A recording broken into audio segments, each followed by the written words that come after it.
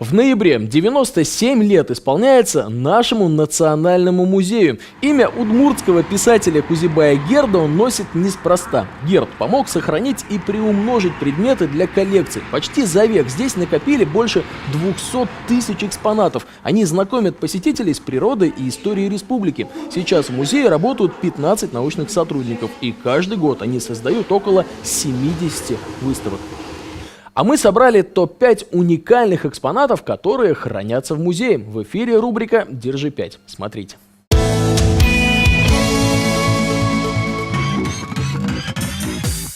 На пятом месте уз бискайского кита. Экспонат из Атлантики попал в Ижевский музей 62 года назад. Его принес моряк, который служил в тех краях. На четвертой строчке письменный прибор революционера Наговицына 20-30-х годов. В нем есть желобки для карандашей, подставка для ручек и отверстия для чернильниц. 34 года назад прибор из Московского музея был передан в наш краеведческий. На третьем месте навесной замок «Собачка». Такие оригинальные в виде животных создавали в центре замочного промысла с 17 века в селе Павлово Нижегородской губернии. В музей его принесла дочь сарапульского столяра. Серебро отдаем 3 памятным медалям императорской России 19 века и начала 20-го. Таких больше в Удмуртии не найти. Ну а лидер нашего рейтинга – ствол, сделанный на Ижевском заводе в 80-е годы 19 века самим князем Михаилом Романовым. В те времена он заезжал к нам с инспекцией и приложил руку к оружейному делу. И еще больше истории в рубрике «Тайны Ижевска». Ксения Степанова отправилась на завод Бодолева. Зачем? Сейчас расскажет. Всем привет! Это «Тайны Ижевска». Сегодня расскажем, где в городе разливали царское и королевское вино, венское, портер и мюнхенское пиво. Мы у завода Бодолева. Красное кирпичное здание в стиле неоготики для того времени было не в диковинку. На рубеже 19 и 20 века такими были почти все пивоваренные заводы. Но почему ровно 135 лет назад купец Иван Бодолев заложил фундамент именно здесь, на набережной? Вот легенда. Было это больше 200 лет назад. Бунтовавшие пугачевцы перешли к Каму и захватили завод Ижевский. Жизни лишили 500 людей. Казнил Пугачев и полковника, главного командира камских заводов. Расправился с ним на набережной возле ключа, который вскоре в народе и стали называть Полковницким. Неподалеку войска мятежника захоронили драгоценности, захваченные из разграбленных городов. Спустя время купец пришлый землю, где ключ бьет, освоил. Решил производство водки и пива открыть. Место выбрал не случайно. Знал, где клад зарыт и упрятан.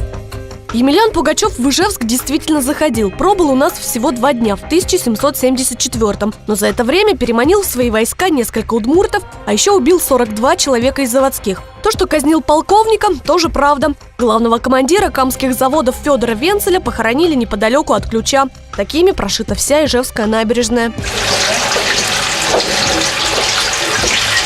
А это и есть полковницкий ключ, который взял название из исторического события. Он внутри завода. Так, в 1882-м сарапульский купец Иван Бодолев построил здание специально. Из родника брал воду для производства спиртных напитков. Но знал ли он тогда о кладе? Возможно, ведь по пути пугачевцев до сих пор находят тайники с пушками и монетами.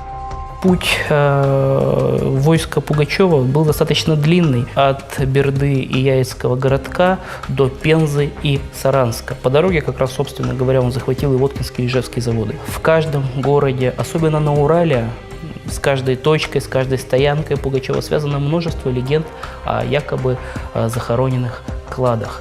Клад на набережной все-таки нашли. В 2009-м, когда началась реконструкция, бульдозерист наткнулся то ли на медный бочонок, то ли на сундучок. Искал и копал тогда весь Ижевск, но находили николаевские серебряные монеты, выпущенные до 1917-го. Получается, клад не пугачевский. Но все-таки мы решили попробовать найти тайник 18 века и попросили помощи у опытного кладоискателя Антона Иванова. О, звенит клад? Нет, не факт. Может быть, и не клад. Может быть, это просто гвоздик или пробка. Раньше здесь находили клады. Но, думаю, после ремонта уже здесь ничего не осталось.